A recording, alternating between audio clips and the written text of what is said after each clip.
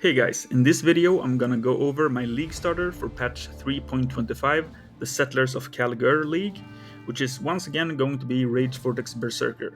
I started this last league and it was pretty good, but this time around we got a lot of buffs and it's going to be stronger than ever. Keep in mind there's a lot of major changes coming in the next patch that can't be tested yet, so the gameplay you see isn't one-to-one representative with what it's going to look like in the new patch, but I tried to build a setup that at least shows what the playstyle will be like. With ancestral totems completely removed from the game, going for a warcry setup is going to be a lot easier to play than it was before, without having a ton of keybinds and socket pressure. And with the new overexertion support gem, we're getting a lot more damage with this playstyle, and using the Echoes of Creation helmet in the endgame, we can scale a ton more damage. But that drops from Uber Shaper, so I made sure the build works well without it, and you can get really solid damage only using rares. To level this character, we're going to be using Ground Slam from the start to about level 12. Then we can switch to Sunder, which we're gonna use for most of the campaign, until we get enough Rage Sustain to switch to Rage Vortex by the time we get into maps. In the POB you can find progressive leveling trees, gem setups for leveling and mapping, and gear sets from starting maps to endgame. Okay, so here's the POB. First I'm gonna touch on some of the leveling stuff and then get into the endgame setups.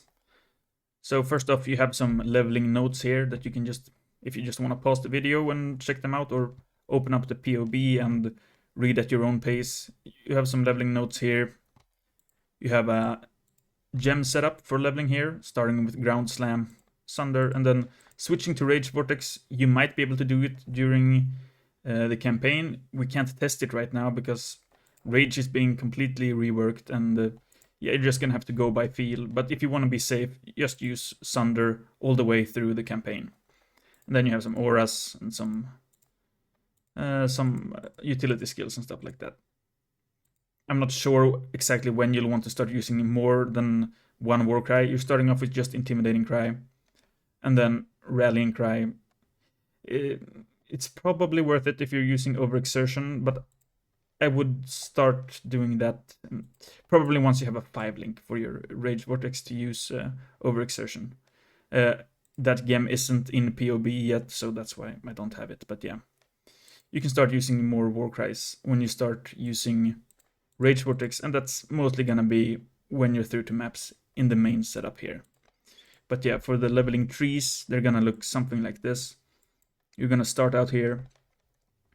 This is pretty important to get Frostblink, to be able to use it with enough intelligence. And yeah, getting some damage.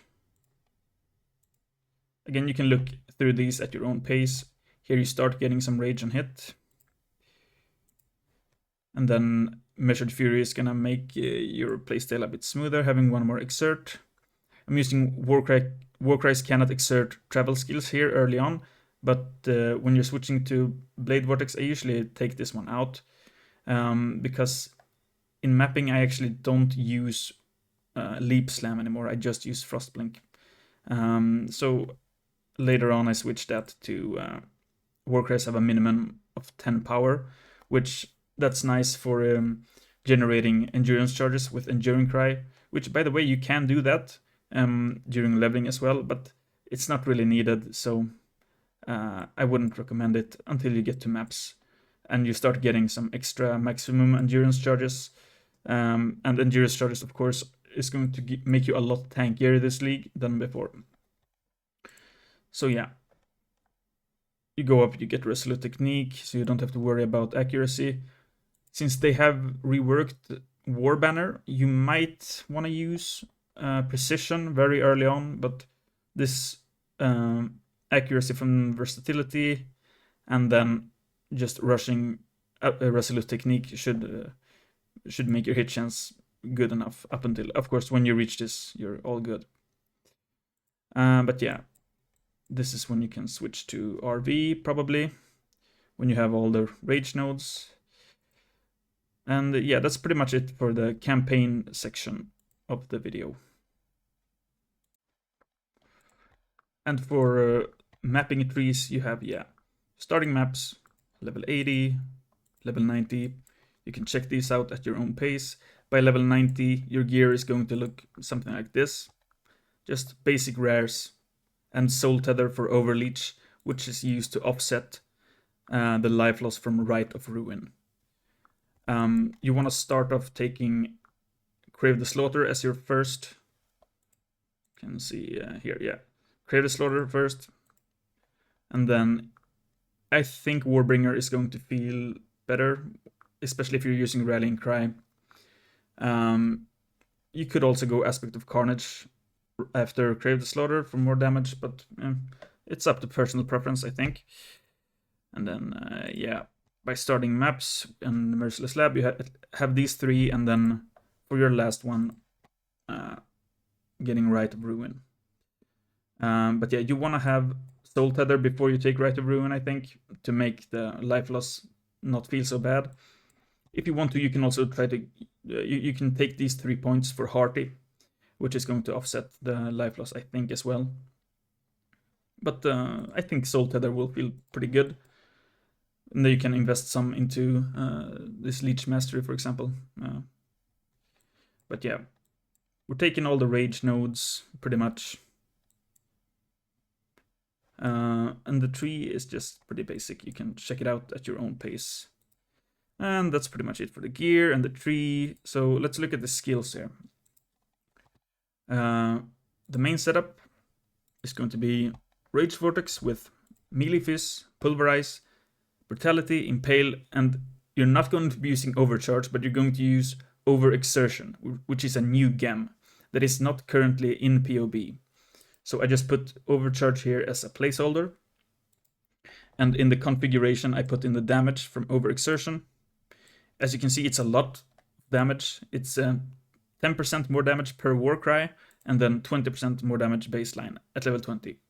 Probably. We haven't actually seen the gem at level 20 yet, but it's 10% at level 1. So yeah, that's Overexertion. This is from the new Rage mechanic. More attack damage, increased attack speed, and armor. That's from this node here. And then we actually only have 60 or maybe 59 Rage. But Berserker gives you 50% increased Rage effect, which, as you can see, it's red here in POB, which means it's not showing. But yeah, that's why I put in 90%. And then the Overexertion, and then just POB doesn't really know how to calculate exerted attacks on Rage Vortex. It thinks we're attacking 9 times per second, but that's just how fast the vortex spins or attacks by itself. That's not actually how many times you're using it per second. So this just shows the accurate number for having all your warcries exerting the Rage Vortex. So yeah, that's the main setup. Then we have the warcries. So these warcries you just press, and you're using urgent orders to have better speed on them. Basically, Rallying Cry gives more damage, Intimidating Cry doubles your damage, and Infernal Cry basically does nothing, but you just want to have as many warcries exerting the attack as possible. So it's basically 10% more damage with only overexertion, but with Echoes of Creation, it's 25% more damage. So yeah, and then Battle Mage's Cry, also more damage for those purposes, but it can also apply vulnerability here when we have it linked to the Battle Mage's Cry. And then we have Life Tap and Urgent Orders. Life Tap, so you don't get the mana cost of these two every time it applies vulnerability. At least I think that's how it works. But yeah, using Life Tap here smooths that out, and Urgent Orders just for faster warcry speed.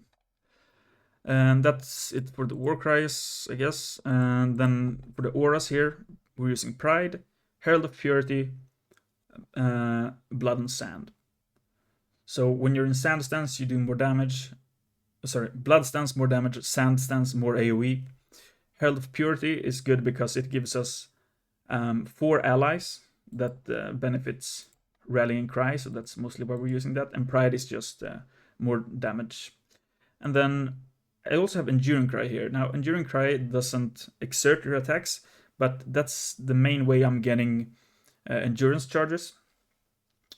For mapping, you also just have this endurance charges on a kill, which is nice. And then I actually take this mastery for increased charge duration. That's also how I'm getting frenzy charges, is from this effect right here. So you need the extra duration to keep up your frenzy charges during boss fights. But you could also skip using Enduring Cry and have endurance charges on your chest instead. But then you will not have frenzy charges on single target or on boss fights. But you will still have frenzy charges through Blood Rage. So yeah, you could try to take out Enduring Cry and use Berserk instead. Or you could try to use Unset Rings and get in Berserk. I'm not sure how good Berserk will feel. It might be really good. You could also try to fit in Phase Run, but I don't think Phase Run is super worth it. It does consume your frenzy charges, and yeah, it's just another button to push. So, but yeah, you can use Phase Run as well. Blood Rage I talked about, and then Frostblink, yeah, just for an instant teleport. We have Molten Shell on cast when damage taken with life tap and increased duration. And like I said, I'm not actually using any leap slam here. I'm just, we have pretty good movement speed anyway.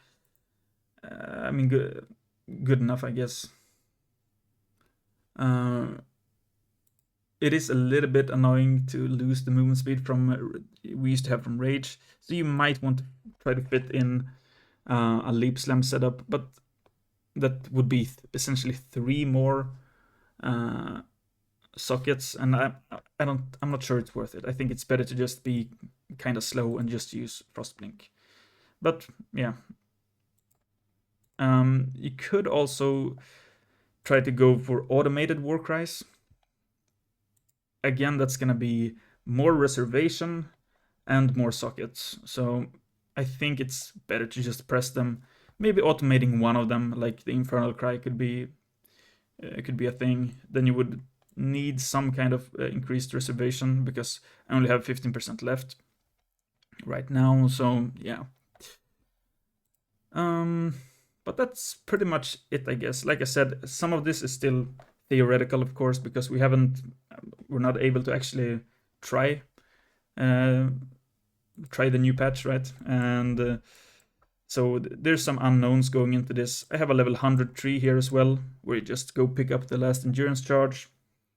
Endurance charges now give reduced elemental damage taken as well, so that's why getting endurance charges is super important this patch. But yeah, this is the main setup for the passive tree. You're gonna use pretty much this gear setup. This Lethal Pride is just a random one. You're gonna want like Fist Taken as Fire. You might even want to look into getting some other type of Timeless Jewel. This is pretty much just a placeholder. I think we're gonna use a Lethal Pride. And then Watcher's Eye, I have an Impale one right here. It might be really expensive this league, so maybe going for any other Pride mod except double damage could be good as well. Echoes of Creation, this is usually a very cheap helm. This league it might be expensive, so that's why I made sure this setup is still I think really solid with well, you might not have these, so let's do the level 90. Yeah, 6 million DPS, that's still pretty good, I think. Some pretty solid defenses. But yeah, I don't want to ramble on too long. Hopefully this is useful for those who want to start with Rage Vortex. Like I said, there's still some unknowns. We're not able to test everything. But I think if you follow this leveling setup and this endgame setup, even with just this stuff, I think it's going to be a really solid league starter. As they update POB, I'll update this POB as well, because yeah, right now there's no overexertion in the game, and Rage doesn't properly work without the configurations. So I'll make sure to keep the POB updated, and once the league launches, I might make a follow-up video if I find out some new ways to make the build better, essentially. But yeah, thanks for watching, guys, and let me know if you have any questions.